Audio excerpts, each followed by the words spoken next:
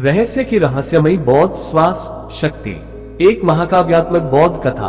अध्याय 1। अजंबी का आगमन। संध्या का समय था। मगध के एक छोटे से गांव विक्रसपुर में हल्की ठंडी हवा बह रही थी।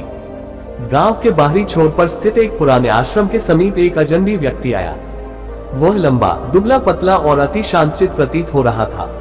उसकी आंखों में एक अद्भुत चमक थी, मानो कोई गूढ़ रहस्य समेटे हुए हो। गांव के बुजुर्ग आचार्य वसुमित्र उस अजनबी को देखकर आश्चर्यचकित हुए।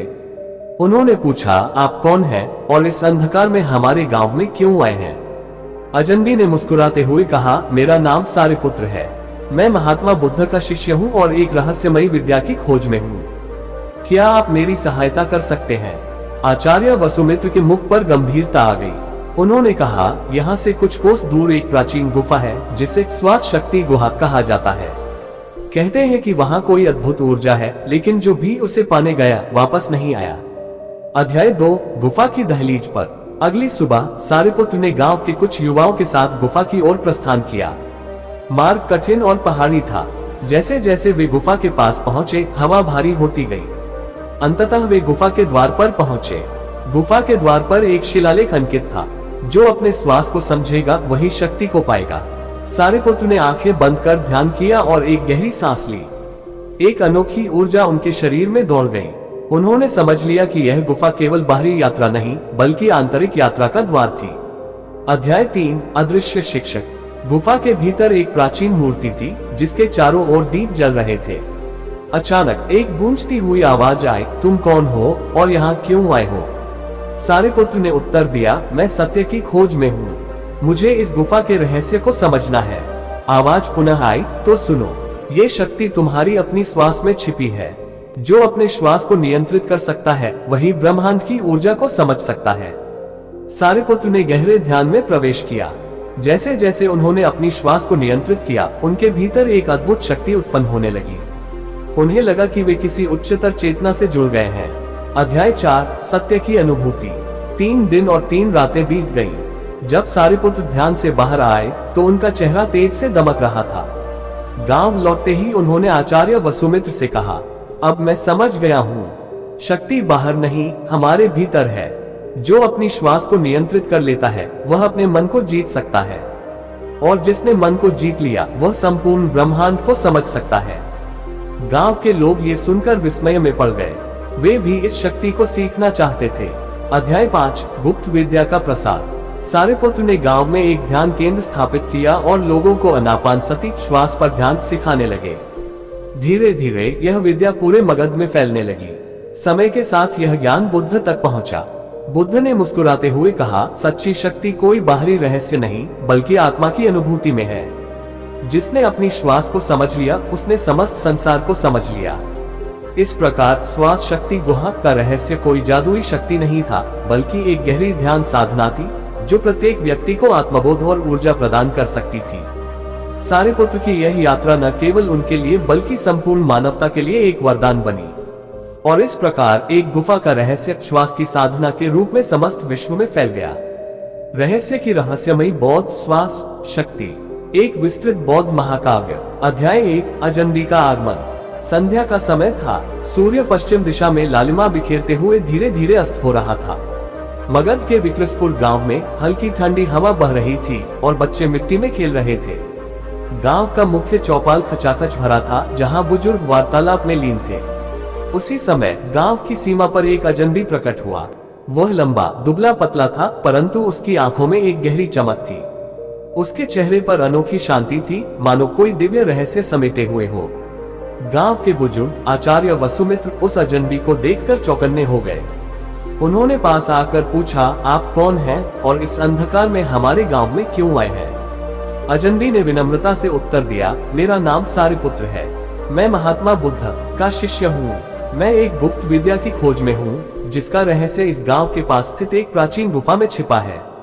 क्या आप मेरी सहायता करेंगे? वसुमित्र की आंखों में चिंता झलक उठी। उन्होंने धीमे स्वर में कहा, क्या तुम श्वास शक्ति गुहा की बात कर रहे हो? उस गुफा का रहस्य आज तक कोई नहीं समझ पाया। जो भी उसमें गया, वह या तो वापस नहीं आया, या फिर ऐसा बदला कि पहचान में नहीं आया। वहां जाने का अर्थ है मृत्यु को आमंत्रण देना। सारे पुत्र मुस्कुराए और बोले, मृत्यु से बड़ा रहस्य और क्या हो सकता है। बुजुर्ग ने गहरी सांस ली और फिर गुफा तक पहुंचने का मार्ग समझाया। अध्याय 2, गुफा की दहलीज पर। अगली सुबह सारे पुत्र गांव के कुछ जिज्ञासु युवाओं के साथ गुफा की ओर बढ़े। मार्ग दुर्गम था। जैसे जैसे वे आगे बढ़ते गए, हवा भारी होती गई, पक्षी चुप हो गए और वातावरण में एक अजीब सी निस्तब्धता छा गई। अंततः वे एक विशाल गुफा के द्वार पर पहुंचे। द्वार के ऊपर शिलालेख अंकित था, जो अपने श्वास को समझेगा वही शक्ति को पाएगा। सारे पुत्र ने उस वाक्य को ध्यान से पढ़ा और फिर गहरी सांस ली। तभी उन्हें शरीर में एक विचित्र कंपन महसूस हुआ। उन्होंने युवाओं को बाहर ही रुकने का निर्देश दिया और अकेले गुफा में प्रवेश किया। अध्याय 3, अदृश्य शिक्षक। गुफा के भीतर हल्का नीला प्रकाश फैला हुआ था। दीवारों पर प्राचीन चित्र उकेरे गए थे, जिनमें साधकों को ध्यान करते हुए दर्शाया गया था। अचानक गुफा के भीतर एक रहस्यमयी आवाज गूंजी, तुम कौन हो और यहाँ क्यों आए हो? सारे पुत्र ने उत्तर दिया, मैं सत्य की खोज में हूँ, इस गुफा के रहस्य को समझना चाहता हूँ। आवाज पुनः गूंजी, तो सुनो, शक्ति तुम्हारी अपनी श्वास में छिपी है। जो अपने श्वास को नियंत्रित कर सकता है वही ब्रह्मांड की ऊर्जा को समझ सकता है। तभी सामने दीवार पर एक प्रतीक प्रकट हुआ, एक वृत्त जिसके भीतर 2 उलझी हुई रेखाएं थी। सारे पुत्र ने ध्यानपूर्वक प्रतीक को देखा और आंखें बंद कर गहरी सांस ली।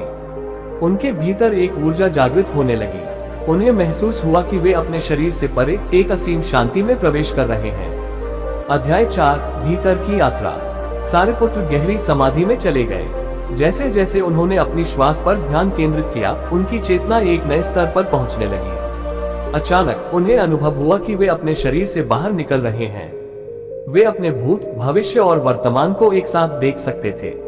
उन्होंने देखा कि उनका अतीत, जिसमें उन्होंने ध्यान सीखा था, और उनका भविष्य, जिसमें वे एक शिक्षक बनेंगे, सब कुछ जुड़ा हुआ था। फिर उन्हें एक वृद्ध तपस्वी दिखाई दिए, जिन्होंने उनसे कहा, शक्ति कोई बाहरी वस्तु नहीं है, ये तुम्हारी स्वयं की चेतना है। जब तुम इसे पूर्ण रूप से समझ लोगे तो तुम संसार को एक नए दृष्टिकोण से देख सकोगे। अध्याय 5, जागृति। कई दिन और रातें बीत गईं। जब सारे पुत्र ध्यान से बाहर आए तो उनका चेहरा तेज से दमक रहा था। गांव लौटने पर उन्होंने आचार्य वसुमित्र से कहा, अब मैं समझ गया हूँ, शक्ति बाहरी नहीं, हमारे भीतर ही है। जो अपनी श्वास को नियंत्रित कर लेता है वह अपने मन को जीत सकता है, और जिसने मन को जीत लिया वह संपूर्ण ब्रह्मांड को समझ सकता है। गांव के लोग ये सुनकर चकित रह गए। वे भी इस रहस्य को सीखना चाहते थे। अध्याय 6, गुप्त विद्या का प्रसार। सारे पुत्र ने गांव में एक ध्यान केंद्र स्थापित किया और लोगों को अनापानसती श्वास पर ध्यान सिखाने लगे। धीरे धीरे यह विद्या पूरे मगध में फैलने लगी। समय के साथ यह ज्ञान भगवान बुद्ध तक पहुंचा। बुद्ध ने मुस्कुराते हुए कहा, सच्ची शक्ति कोई बाहरी रहस्य नहीं, बल्कि आत्मा की अनुभूति में है। जिसने अपनी श्वास को समझ लिया, उसने समस्त संसार को समझ लिया। अध्याय 7, अंतिम रहस्य। कुछ वर्षों बाद सारे पुत्र पुनः उस गुफा में लौटे। उन्होंने वहां ध्यान किया और देखा कि गुफा के भीतर जो आवाज थी वह कोई और नहीं बल्कि उनकी स्वयं की चेतना थी। उन्होंने महसूस किया कि जब वे पहली बार आए थे तब वे एक खोजी थे, लेकिन अब वे स्वयं ही उत्तर बन चुके थे। उन्होंने गुफा से बाहर आकर घोषणा की, शक्ति कहीं बाहर नहीं है। जो श्वास की शक्ति को समझ लेता है वही असली ज्ञान प्राप्त करता है। उपसंहार। इस प्रकार श्वास शक्ति गुहा का रहस्य कोई जादुई शक्ति नहीं था, बल्कि आत्मज्ञान और श्वास की साधना थी, जो प्रत्येक व्यक्ति को आत्मबोध और ऊर्जा प्रदान कर सकती थी।